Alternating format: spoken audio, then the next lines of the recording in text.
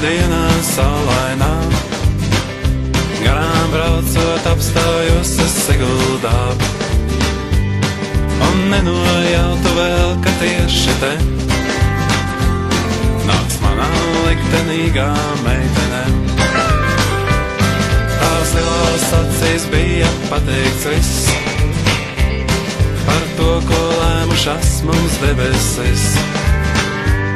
Vēl dzīvē nebija gadījies kas tāds, un baidījos, vai nezudīs man prāts.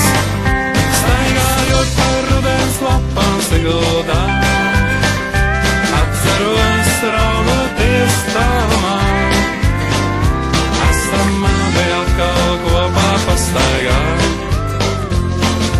kaut vēl reizi mūžā būtu tā.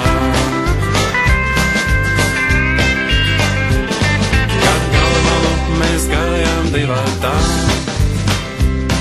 un ievas maža reibināja tā, ka nedomājām, kā vēl dzīvē ies, jau vairs nekad mēs nesatiksimies. Tai mežmalā zem kupliem ozoliem es atgriežos nevienu reizi vien, un vienmēr liekas, tur jau viņa nāk. Bet tas ir vējš, un viss ir sāp.